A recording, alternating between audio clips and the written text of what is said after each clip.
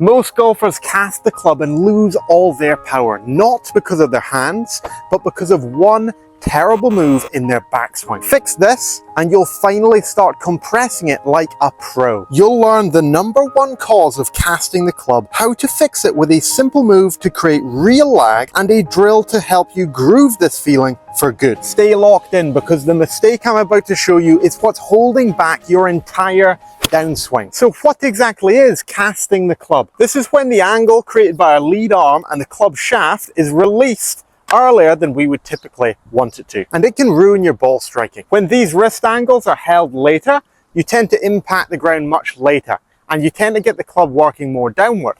When they're released earlier, the club gets much longer. It hits the ground earlier, and we can fat and thin it. This is because when you cast it, the lowest point that the club moves to in your swing has been moved much earlier, before the ball. A great point to reference this is when the club shaft reaches parallel in the downswing. Where the hands are here is crucial. So if our hands, when the club shaft is parallel, are on this right leg like so, this tends to be a much later release. We'll strike it better, we'll hit more down on it, and the low point is forward. If our hands at this point are further from the right leg and we see a gap here, this tends to cause us to release those wrist angles much earlier. As in reality, no one can actually hold on to these wrist angles. The forces applied to the club shaft here force the club head out there. They force the wrist to release. So if you can get the club in a decent spot at club shaft parallel here with the hands in this right leg, that's a great way of making sure you're not casting it too early. You're probably thinking you've figured this out. All you have to do is get the hands on the right leg when the club shaft is parallel to the ground. Many players try and yank the club into this position because they think that's going to help them strike it better. But in reality, it can actually cause you to bring the club way over the top, misalign the club shaft, and cause some horrendous strike issues. By the time the downswing has started, it's often too late to create this lag. The problem has already happened in the backswing. Think about this in terms of where the arms are relative to the body. If I can get into here, then my hands and arms are much more in front of my chest than if I am here. My left arm is more across my chest, my arms are more back this way when the club is here, and that causes that early release. If our left arm moves too much across our chest in our backswing, then it can lead to this position where the hands are too far away and that early release. We call this left arm adduction. That's the left arm moving more across your chest. If you have too much of it, then the club tends to work too far behind you, causing that early release. If we look at top professionals, they tend to keep the hands well in front of the body. When the lead arm adducts too much, the arms move too far behind the body, and then they have loads of work to do to get back out in front into a place where we can have that later release and strike it wonderfully. So keeping the hands more in front of the chest as you turn is a fast track to a later release, as the arms and the hands are going to be less on the trail side of the body. So I want you to feel your arms staying more in front of the body as you turn, instead of not turning the body and letting that left arm move across the chest. Now, a quick way to do this is just think about where your hands are as you're turning.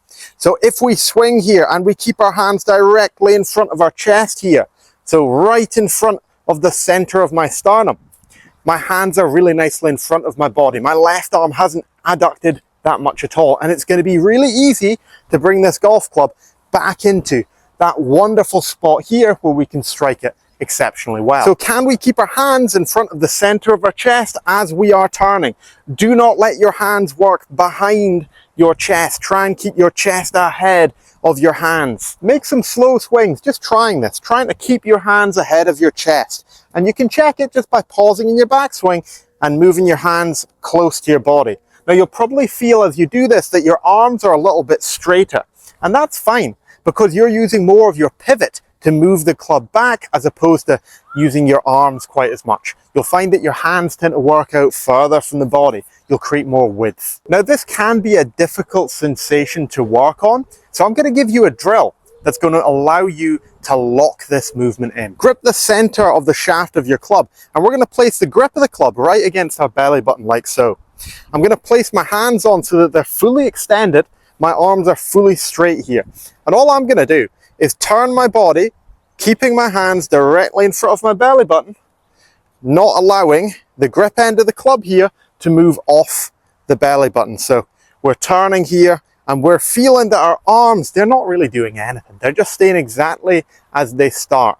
And I'm turning my body. This is the sensation. We just need to do it in a golf swing. Let's put it in action. Put your club head on the floor and grip it as normal.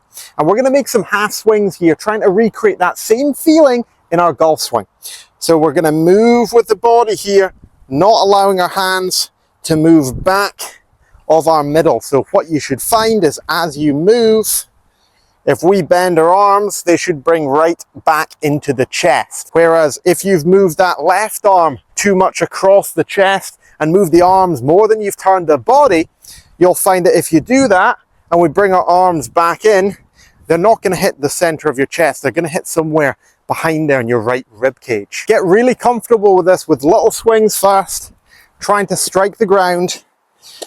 And then once we're really comfortable, we can throw a ball in the way and we can do the same thing. Again, we're working on a shortened swing length here, and I'm trying to keep those hands in front of my chest the whole time. You'll see how much I'm pivoting, how much I'm turning here.